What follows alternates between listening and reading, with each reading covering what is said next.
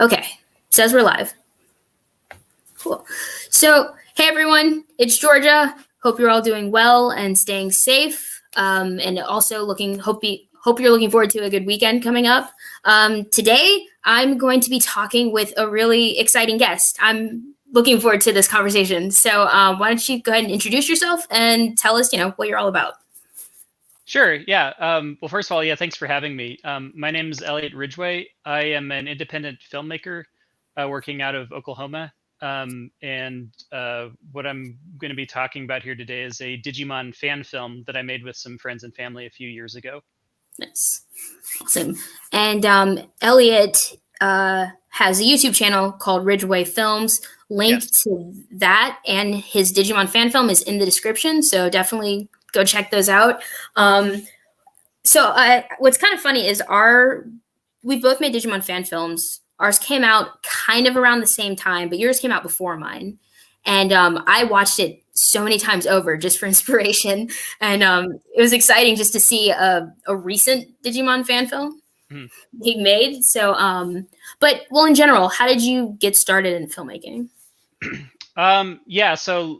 Going all the way back to the beginning, like my interest in filmmaking kind of started with my parents letting me use the family video camera. And at first I was interested in things like stop motion animation, like Wallace and Gromit and stuff like that. So I tried to do the best I can with my parents' video camera, and an 8 or 9 year old kind of attention span didn't get me very far there. So I eventually shifted over to doing live action stuff with my siblings and friends.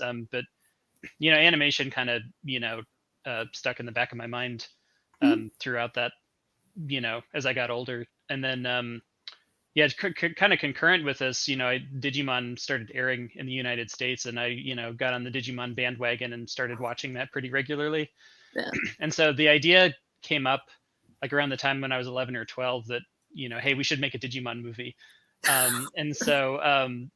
We tried our best, but like we didn't have any experience in terms of how to write a script or how to animate Digimon into live action footage. We didn't know what we were doing at all. So we didn't get very far before we shelved that. But again, that kind of like was percolating in the back of my mind over the intervening years. And so like little by little, I just kind of accumulated more and more experience, like teaching myself how to animate and how to do visual effects and stuff like that. And so around 2013, 2014, we decided to give it another try.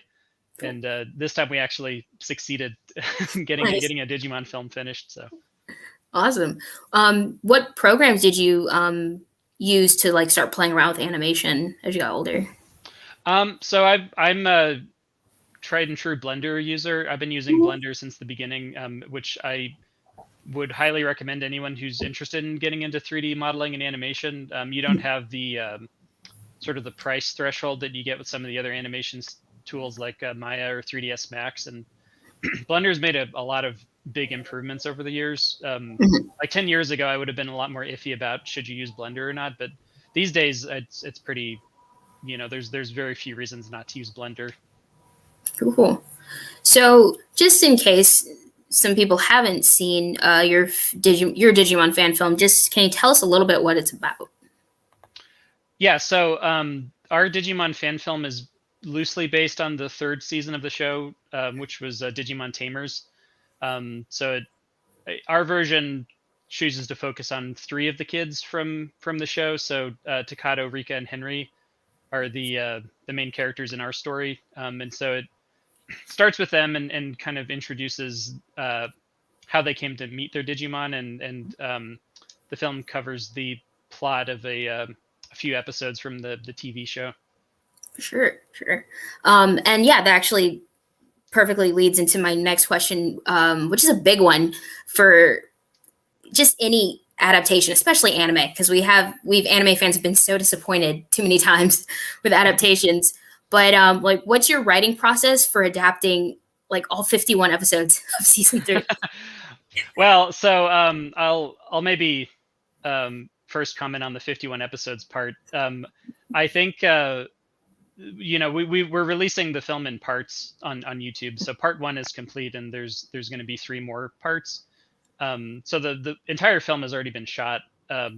And I think that I've gotten a couple of comments on Twitter from people who I think are maybe under the mistaken impression that we're going to be adapting all of Digimon Tamers to film. We we don't have any plans to do that. That'd be a pretty big undertaking. So, but yeah, like in the beginning when we were writing this, like I think I did originally start trying to wrap my arms around the entire 51 episode story, and like how do you compress that down to a film, to a feature film length. And yeah, the original draft of the script we had was about 200 pages long.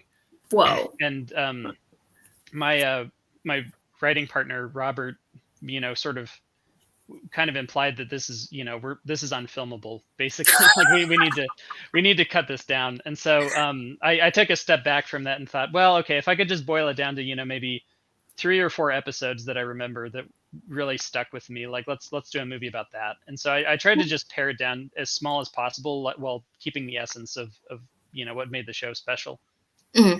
For sure, yeah.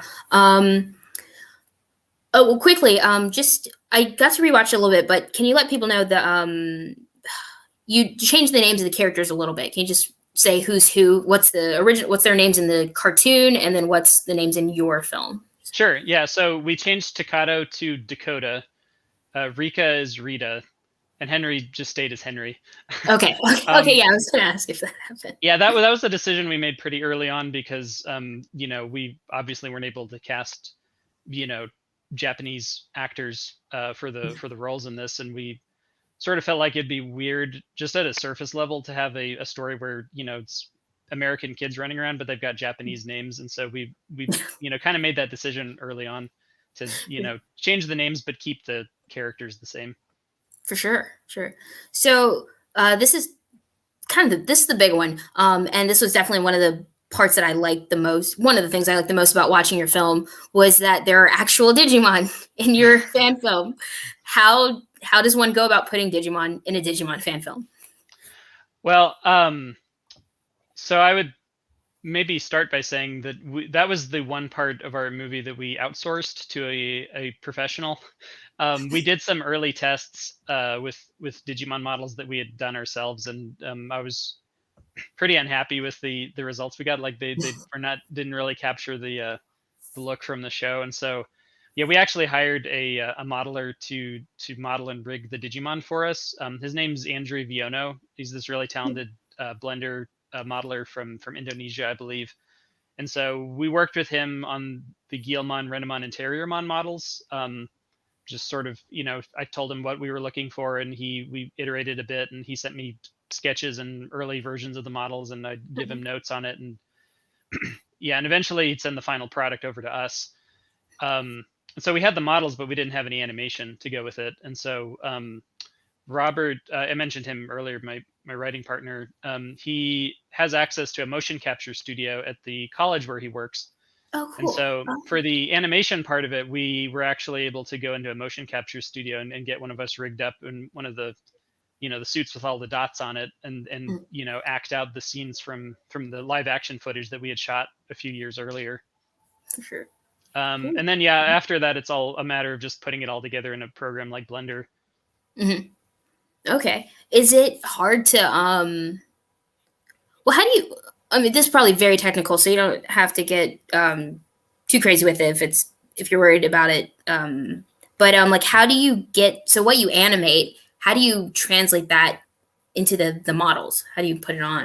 I mean, I know you use the motion tracks device, but then yeah, I mean, we did this like 2 years ago now, so I'm gonna try to remember. I'm a little fuzzy on the details now, but I'll do my best to remember. Yeah, no worries. It's really a process of you record yourself in the motion capture suit, and you get like what it looks like at first is just a skeleton that sort of represents you with all the motion. And so what you do then is you map it bone by bone onto your model that you're actually interested in. So the head bone for your skeleton goes onto the head bone for Guilmon, and so on.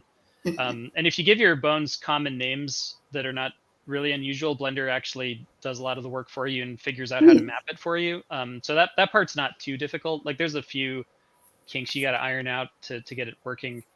And the other thing to keep in mind, I guess, if people are interested in the nuts and bolts of this, is that sometimes the data that you get from like a live action recording of a motion capture suit is really messy, and you got to go in and clean it up. Like there's a lot of jittering and a lot of sometimes your arm goes bends around behind your back because the cameras couldn't capture your arm correctly for a second, and so there's a kind of a lengthy manual process where you go in to kind of clean up the animation, get the curves of the animation sequence nice and smooth before you actually start rendering anything to film. Okay. Wow. That's wild. I mean, yeah, that's I mean, it sounds cool. I don't know how to describe it. That's awesome.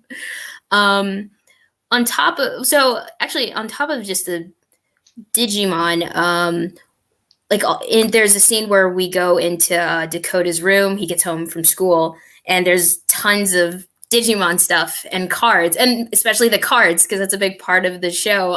Is that stuff you already owned, or did you have to buy some things? Most of that was my personal collection of Digimon merchandise that I've collected over the years.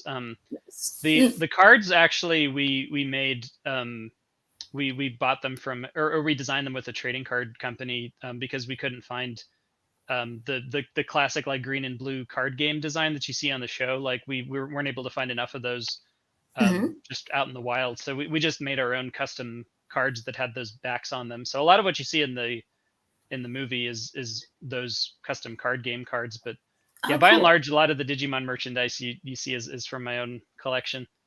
Cool. Oh, I didn't even know that about the cards. That's awesome. How about the blue card? Was that same thing or? Same thing. Yeah, we custom made that. I wish I could remember the name of the trading card company, but I mean, if you just Google, custom trading cards, I'm sure you could find something similar. Awesome. So actually, and then another thing, this is like a small one, but the music you used, it was same scene. We're in Dakota's room. The music plays. Where'd you get your music from? So we got our music from 3 different sources. The first was we were able to find the original soundtrack from the show, sort of without the dialogue and sound effects and stuff. It's on YouTube actually, so I mean anybody could go and get it. Okay. And at first I didn't want to. I wanted to sort of go off with an original soundtrack, but I kind of came back to, I've got such a nostalgic attachment to this soundtrack, and I'm sure Digimon fans in general feel the same way. So I was like, we got to keep this in here. And then for scenes where we couldn't find a good track from Digimon to use, we used some royalty-free stuff from Artlist.io is the name of the site. Yeah, I love that site. Yeah, it's really useful. They got a lot of cool stuff on there. So Artlist.io, and then the original Digimon soundtrack, and then the third category is my dad is a musician. Awesome. He's got a little jazz trio band, and so there's a few tracks that are going to be throughout the film. There's only been one played so far, the theme song that plays over the credits. Okay. Our remix of the Digimon theme song, but we have a handful of live band recordings that you're going to hear as more parts of the film come out. Oh, nice. Awesome. Of course, this is an important one. Where did you get your Digivices? Yeah. So those were custom made as well. We filmed all this back in 2014, and 3D printing was not as common back then, or at least it didn't seem to be. Like I had a lot of trouble finding somebody who could 3D print us some Digivices, but those were all 3D printed. Okay. So. Yeah, I'm pretty sure the guy I was working with had no idea what Digimon was or what a Digivice was, but I just sent him some mock-ups of what I was looking for and said, "Hey, can you make it look like this?" Nice. And actually, yeah. So speaking of like asking someone who has no idea what Digimon is to come to do something for a Digimon project, how did you find your cast and crew, and how do you pitch, "Hey, come do a Digimon film with me"? Yeah. So. We started with our immediate circle of friends and family. Digimon wasn't our first like big sort of serious film project, so like we had a group of friends who had already been in a bunch of our movies that kind of knew what to expect. So convincing them wasn't hard. We pretty much just had to say, "We're making a new movie. Do you want to come be in it?" We didn't. That didn't really matter what it was. Like they're just up for it. But then like beyond that, like kind of casting the parents for the Digimon movie, like Dakota's parents that you see in the bakery. The way I kind of approached it was just sort of to say, hey, it's a science fiction film about monsters and stuff like that. Try to keep it general and not get too much into Digimon lore. So yeah, that was kind of the level of detail we went with, I guess. We did actually put out a like a broad casting call for the school scene for the extras that you see walking around in the background. And that, yeah, same thing. We just said it's a science fiction film. We need extras. Here's the times. Do you want to be a part of it? Cool. And does that go the same for the voice actors for the actual Digimon? You just keep it general or explain to them more what's going on? Yeah. So, yeah, each of the 3 Digimon were recorded at different times. So Guilmon you haven't heard very much of because he only shows up at the end of part 1, but that was actually my brother Phil, who also plays Dakota, doing the voice of Guilmon. So Okay, okay. he's kind of doing double duty there. He plays Dakota and then he also plays the voice of Guilmon. So Renamon and Terriermon were professional voice actors that I hired through Voice 123. Deborah Marlowe was the name of Renamon, and Jessica Golder was the actress who did Terriermon. Yeah, and in those cases, I'm trying to remember if I mentioned Digimon or not, or if I just said it's for a fan film, or keeping it general. But yeah, that process, you pretty much just you submit a script on Voice 123 and say, here's a project I'm doing, and give some details, and here's the script. And then you usually get about 20 or 30 auditions sent in, and then you just pick one you want to work with. Nice. Yeah, because I was listening back to the Renamon one. It sounded very close to the anime. I was like, that can't be the same person, but it was. No, really I wish it was the same actress. That would have been a cool thing to do. Yeah. Yeah. No, it was just a sound alike. Cool. Yeah. So yeah, and then speaking of, so like you put all this together, you've got friends and family helping out, and you've got people coming in. How is the film scene in Oklahoma? Yeah, let's start there. Yeah. I'm not super plugged into the broader film scene in Oklahoma. I know that like a lot of big name directors are starting to look at Oklahoma more and more these days, like Martin Scorsese, for example, are doing really? more projects here. Yeah, Killers of the Flower Moon, I think, is his new movie I think it's shooting right now, actually. I'm not 100% sure, but yeah, that's filming here in Oklahoma. But yeah, like as far as the indie film scene goes, I would say that it's it's pretty vibrant here in the Midwest. I think it's getting more and more active all the time. It's not hard to find other people who kind of have that interest as well, that want to pitch in with indie projects and stuff like that. Cool. So where did you film where'd you film like most of the show, or at least even just part 1, since people can see that? But yeah, where were some of your locations? Yeah, a lot of it was in our hometown in Northwest Oklahoma. We were going to shoot in a major metropolitan area for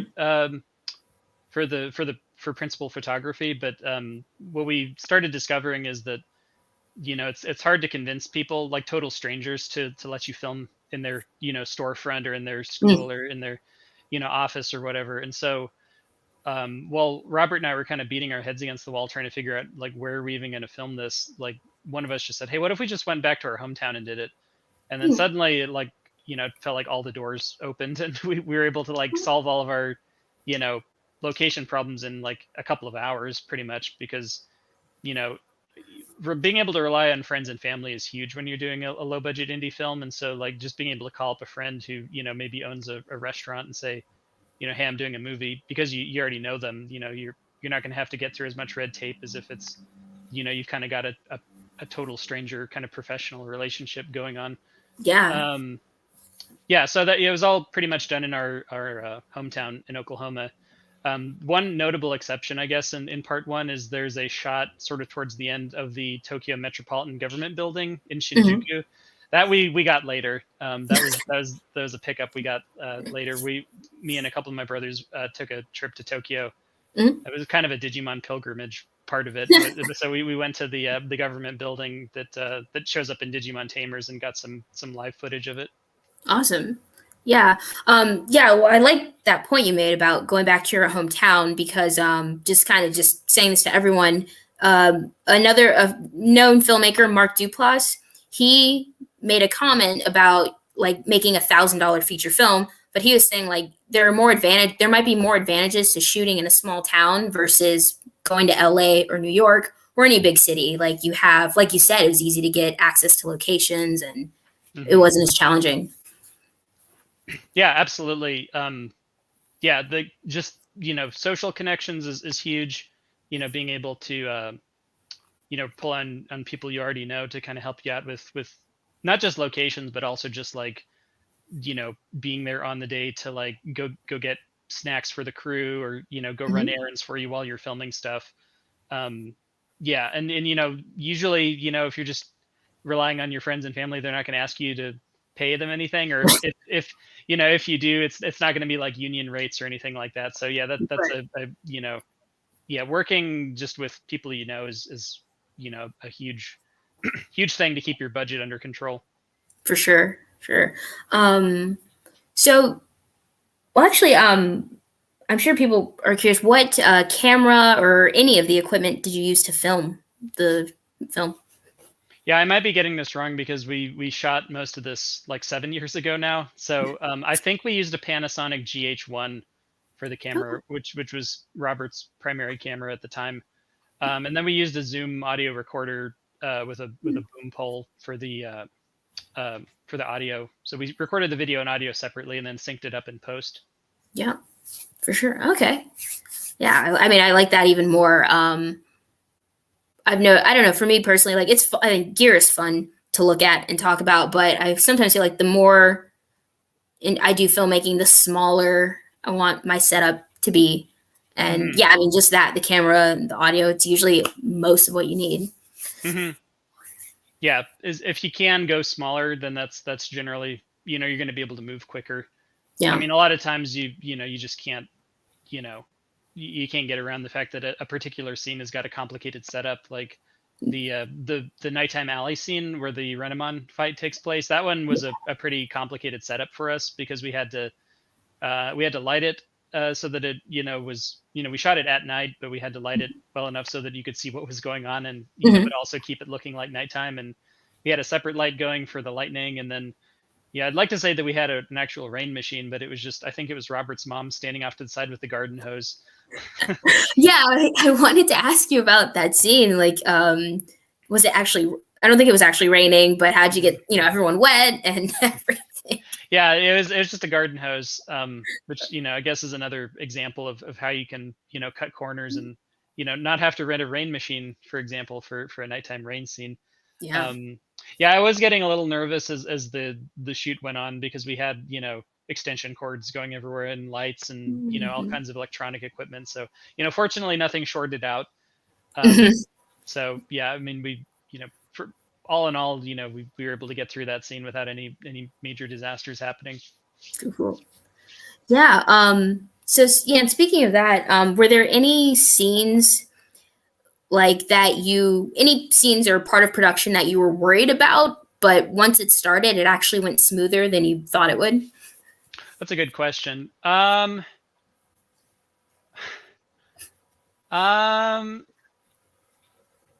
yeah, I mean the rain scene, I was worried about because there was some, scene setup that we had to do that we weren't sure how it was going to look, Hmm. and we're kind of nervous about it looking good.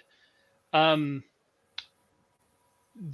yeah, so one example that I can think of is I don't want to give away too many spoilers for what happens in Sure. in the subsequent parts, but if you're familiar with Digimon Tamers, you know that eventually Takato or Dakota in our film ends up hiding Guilmon at this kind of cement building structure in the park, Hmm. and we weren't able to find exactly that in our hometown, but we sort of found a similar sort of structure, but we couldn't get access to the inside of it, and so we ended up filming two different locations for the Hmm. exterior and the interior. So like, when he's coming up to that structure, it's one place, and then when we cut to the inside, it's a completely different, it's a set that we built basically. And so I was really nervous about the two meshing together once we got into editing, and I mean, actually, I think it looks pretty good. Like if I hadn't just told you that story, I don't know that anyone would have noticed anything. For sure. That's cool. Yeah. Yeah. Oh, that's great. Yeah. Oh, I'm glad. I know that's not. I'm glad that that's not a spoiler, and I'm glad to find out like, oh, there's that whole thing of when he has to Mm. hide Guillemot, because that took a good first chunk of the season, Mm-hmm. like first 20 episodes at least. You know. Yeah, he So keeps them a secret for a surprisingly long amount of time. yeah. um. Um. So okay, I'm looking at the questions I have.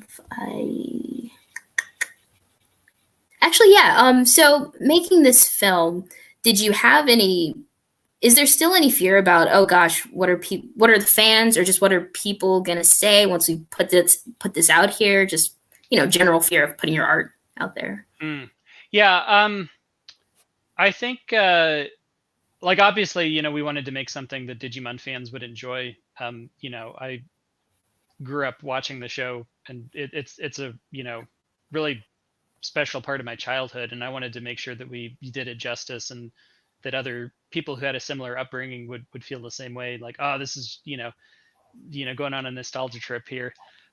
So I think we wanted to make sure that we did a good Digimon movie, but beyond that, I think that when you get down to like the more nitty gritty details about it, like Mhm. you sort of have to stay true to your vision for what you're trying to do, and Mhm. once you get it out there, everybody's gonna kind of have an opinion about, oh well, you could have included this character, or you should have Yeah. done it this way. And I think that like listening to that kind of feedback is healthy up to a certain point, Mhm.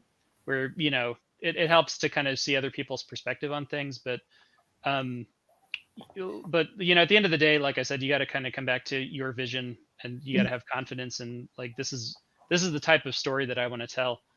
Yeah. And so yeah, like putting it out there is definitely tough. And people can be kind of vicious on the internet. And so I think that yeah, having confidence in the story that you're trying to tell, I think is important. For sure. Yeah. I guess kind of backtracking for mostly when you were writing the script, did you have, other than Digimon itself, did you have any other inspirations that you, I don't know, it's like maybe at some point maybe you get stuck on the script, so you like have a book you like to open or a movie you like to watch to kind of get inspired again. Do you have any of those? Yeah, I would say like outside of Digimon itself, which I think was the first place I went when I was writing the script, like I sat down and rewatched Tamers to kind of jog my Mhm. memory on what order do things happen in, and what are kind of the key points. But yeah, like non-Digimon sources, I would probably say How to Train Your Dragon was a Mhm. big one, because that came out a few years before we started filming. And then The Iron Giant was another big one. Mhm. For like you get the kind of like basic plot beats of The Iron Giant are like pretty similar to how, like, you could probably watch The Iron Giant and get a pretty good idea of like how the rest of our Digimon movie is going to go when it comes out. Yeah, cool. Okay. So, yeah, well, those are both awesome films, so I don't think Yeah. you can go wrong. Um, oh, is there something I wanted to ask about anything else about production? Yeah, inspirations. How about general filmmaking inspirations? Any like, well, favorite filmmakers that you Mhm. like, and then in movies. Yeah, I would say as far as like being like a do-it-yourself indie filmmaker, I think Robert Rodriguez is probably my biggest inspiration. I read his book Rebel Without a Crew um, when I was 15, I think. Mhm. And yeah, that just really opened my eyes to kind of how one person could kind of run everything, and not in an egotistical way, I guess, but just like you don't have to hire a director and a screenwriter and an editor. Like you can, if you're low on people, you can just do it all yourself, which Yeah. I thought was really inspirational. And yeah, there's a long section of the book where he talks about how he raised money for his first film project. Or he actually like submitted himself to medical experimentation, and I don't know that I would go quite that far, but I certainly admired um, the boldness to kind Yeah. of do that to get yourself off the ground. Yeah, so Robert Rodriguez is definitely a big inspiration as far as being an indie filmmaker and kind of just, going out there and getting your film made. Hmm. But yeah, I mean, as far as like just movies that, are kind of inspirational for me, like just in terms of watching films, I mean, Quentin Tarantino is big for me. Uh, I like, animated films like Pixar movies are really, really special for me, kind of for the same reason that Digimon, because a lot of them I grew up watching, and then, Yeah. later in life kind of look more to them for like, as pieces of animation to kind of look at and study. Hmm. Um, yeah, I mean, I'll let you know if I think of any Yeah. other specific examples. No worries. Yeah, feel free to jump back to it if something comes to mind. I do that too. I like we'll be going on, and then I'll probably like jump back to something we were asking about like 5 minutes ago.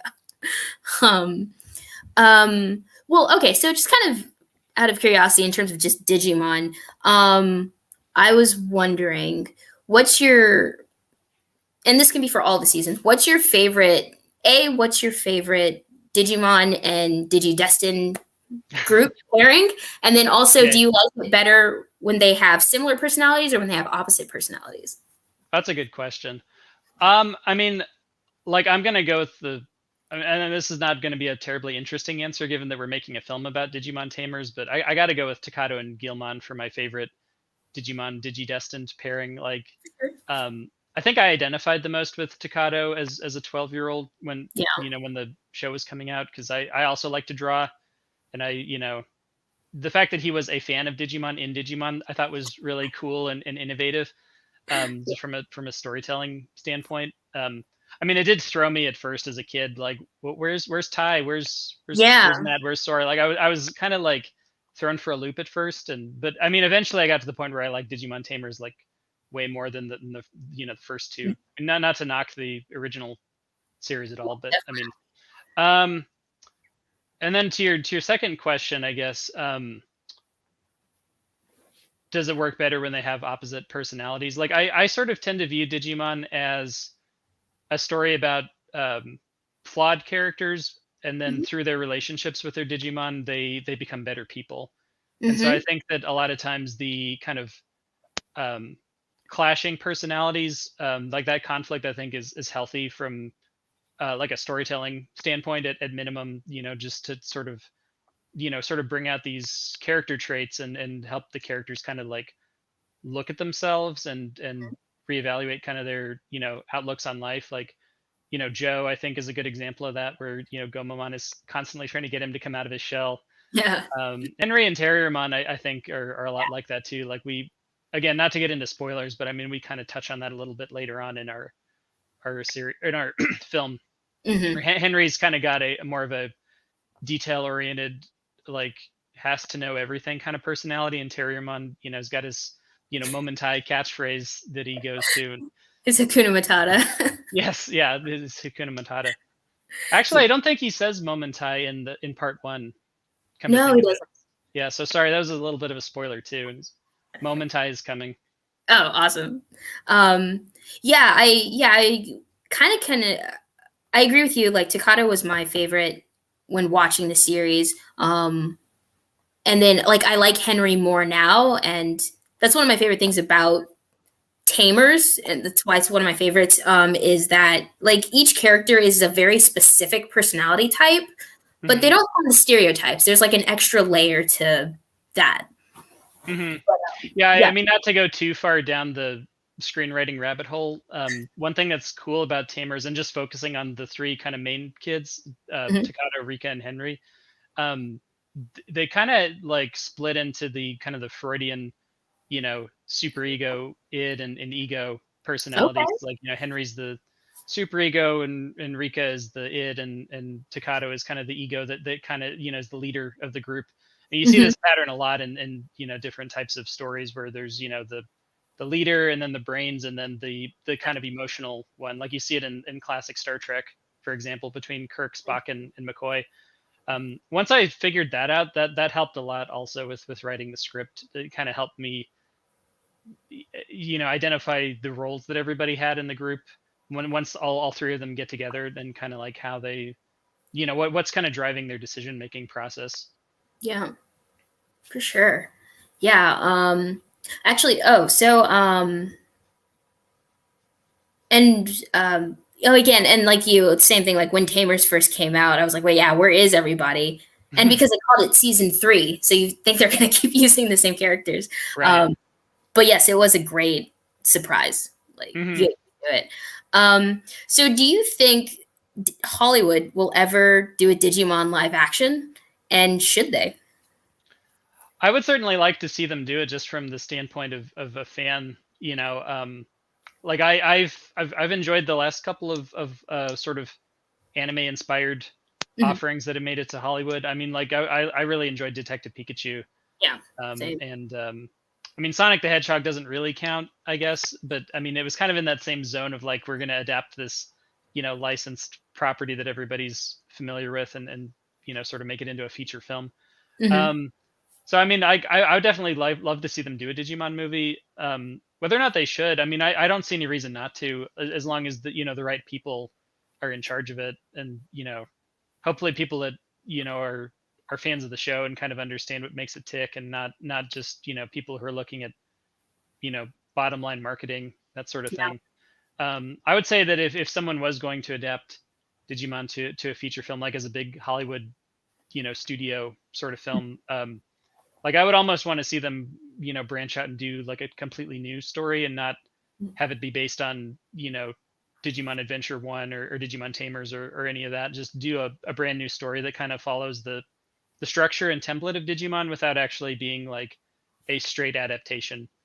For Like, sure. I mean, going back to Detective Pikachu, I think that was one of the things that I thought made it really interesting, is it was not Ash, Misty, and Brock, going on an adventure. It was like it was recognizably the world of Pokemon, but it was this new character that I'm sorry, I can't remember his name now, but Um, I can't either. yeah, Justice Smith is the Yeah. actor's name, but I can't remember the name of the character. But it's like I mean I realize there's a Detective Pikachu 3DS game, but Mhm. it was not recognizably Pokemon, I guess is my point. It wasn't Uh, it wasn't the anime, you know. yeah. So like I appreciated that about it, that they just picked a new story to kind of run with, and not it's not like the origin story of Ash and Pikachu, you know. Yeah. Um, so I would like it if they did something like that with Digimon, but obviously it's that's my 2 cents. I have no input on that. If there's any No. talks going on right now about a Digimon film. Yeah, I know. I wish there. I really hope and wish there is. Oh, have you seen the new reboot? Um, it depends which one you mean. I saw Digimon Try. Okay. Um, I started watching that a few years ago. I haven't finished it yet. I saw one episode of the new reboot where they Yeah. kind of like started over with the characters like Tai and Agumon. I watched one episode of that, and I did actually enjoy it. I just haven't circled back to it. Um, Okay. but yeah, I have a lot of holes in my knowledge of Digimon. Like I was a pretty staunch viewer of Digimon through the first 3 seasons, and then with season 4, I don't remember what exactly happened. I think my family's cable provider changed, and Digimon Mhm. went to a different channel or something like that, and so I kind of fell off the bandwagon at that point, and Yeah. didn't keep up with it regularly after that. Definitely. Yeah, a lot of weird things happen with season 4. You're right. They changed to a different network, and I Hmm. remember it came on super early in the mornings, and which was unfortunate because I think I when I found I was like, oh, I finally found it. It was maybe during summer vacation, so of course I'm not going to want Oh to get up yeah, early, but I like tried to force myself to get up early so I could catch it. But yeah, they just yeah. shoved it to the corner. Hmm. Yeah. Um, yeah, I don't blame you. I'm not excited about season 5. I'm not interested in it at all. When Is I that first a heard Data about it, Squad? yeah, Data Squad. Yeah. I don't know anything about season 5 Yeah, other than it exists. yeah, yeah, yeah. I haven't seen any of the Try yet. Hmm. I want to. A friend of mine has sent me a link to somewhere where I can watch it, and Oh yeah. yeah, so I need to. But you're better than me. I haven't even seen the reboot yet. Hmm. Yeah, yeah. Try is interesting. Like I kind of have a love-hate relationship with it, where it's like it's great to see all these characters again, and they actually did do an English dub of it where all of the original American voice cast is back. Most of the American voice cast is back. All the I would say about like 70-80% of the voices you recognize are there. So Mhm. it's like it's a great nostalgia trip. The plot moves extremely slowly. It's not fast paced like the original show. It's more of like a slice of life kind of anime where Mhm. things just kind of move at a really deliberate pace. And so, um, but like I said, I haven't finished watching it, so I mean that it may pick up later. I remember Tamers kind of had a slow start before it got really good in the second half. Um, but yeah, I mean, if nothing else, it's good to hear the voices again, Yeah, and it's kind of like a reunion show. for sure. Yeah, it felt like from Try, it just reminded me of the art style for one was different, and it reminded me of like who is it? What's his name? Mamoru Hosoda's Hmm. films. Like that style seemed to be like I don't know if it's trending, so to speak, but Hmm. they did it in that style, and so that and then Hmm. that slice of life thing, like those films. In terms of anime, seem to be popular if they go to like the big screen here, like that Hmm. style, those types of stories. So I wonder if they were going on that wave. That could be. Yeah, I mean, it definitely had a more modern anime feel to it. Um, yeah, I'm terrible with anime director names. Like, I mean, I know about Studio Ghibli, and that's about the only like Yeah. Well, studio. yeah. Mamoru Hosoda. Well, people are, I guess, are hoping he's the next Miyazaki, but Hmm. yeah, I don't know that many. I mostly know him and yeah, Ghibli. Same. Hmm. Yeah. I think I had another Digimon question. I'm trying to remember what it was. Uh, no, I did not. I did not have another Digimon question. Do we have any questions in the chat? Yeah, I want to open that up now. If anyone has any specific questions. Oh yeah, actually, while we're waiting, if anyone wants to throw in a question in the chat, let me know. But yeah, after once you finish this film and this first part, how if someone has made a fan film of any kind, how would you recommend? What advice would you have for them to promote it? Yeah, to promote it, like I know it sounds kind of cheesy, but I mean, it's never been easier to get your project out there in front of the audience that is gonna you know enjoy it. Like you've got social media. I mean, finding, like in the case of Digimon, for example, being able to like find Digimon fans is really easy. Like there's, message boards and fan sites and podcasts and, Oh, subreddits. Yeah, there's like lots of places you can reach to. And I mean, that's not specific to Digimon, obviously. Like there's, any, if you're doing a fan film, like being able to find the community that, is going to be interested in watching it is pretty easy. Yeah, I mean, I don't have any like unique insights on that, I guess. Like I would just say do, Facebook, Twitter, Instagram, do all the big social media sites, and use lots of hashtags, lots of things that to kind of get it, you know so that if people are searching that's what they're going to see. for sure. um yeah yeah, beyond that, I mean, it's just, rolling up your sleeves and, doing the legwork. Mm, definitely. That Oh analogy is kind of weird, I guess, because it went from arms to legs, but whatever. yeah, no worries, no worries. Oh yeah, so actually, I did a more general filmmaking question is, what's next for Ridgway Films? I saw you guys. Your most recent short film was the drone one. I can't remember the actual title, which was fun. I enjoyed it. I liked it a lot. Oh, A thanks. drone to remember. Yeah. Yeah, what's next for us? So I mean, Digimon, obviously, we're a quarter of the way done with the final animation and sort of, mixing on that. We're going to release it in 4 parts, and then I think after all 4 parts are, we might just combine them into, a single feature film. Like it wasn't designed to be episodic, but we're sort of putting it out there that way so people can enjoy it as we're finishing it, rather than like one big release at the end. Awesome. So yeah, finishing up Digimon, I think, is the major thing on our forecast right now. Hmm. Our other series that we've been working on for a few years now is called Earthbound, Hmm. and that one is also very close to being finished. We're working on the last half of the last episode right now, Okay. so that's also going to be coming out hopefully later this year. Oh, awesome, awesome. Yeah. I don't want to. I was hesitant to like ask when, because I don't want to put you on the spot and you like say it and it doesn't happen and then everyone's mad. But Yeah. I'm looking forward to it. That's what I can definitely say. Yeah, as far as the when goes, like it just kind of comes down to, finding free time to work on the animation, because I'm at this point in time I'm pretty much doing most of it by myself. Yeah. Like I'll get like, feedback and input from friends, but the animation is kind of just down to me and finding time to do it. Yeah. So if there's any Blender animators out there that want to pitch in and help with this, certainly appreciate the help. Yes, definitely. Actually, the drone. Oh yeah, I was curious. The drone to remember short. What kind of drone did you guys use? It belongs to Robert, so I really couldn't tell you. Robert Oh, is much more into the kind of equipment production side of things than I am. Like it was a DJI drone. That's about the only thing I know about it. Yeah, actually, I mean, there's kind of a funny. I mean, this is not Digimon related. There's kind of a it's fine. funny anecdote with telling with when we shot that. Mhm. So we had gotten together for my birthday that year, and we wanted to do a short while we were all together, just kind of off the cuff.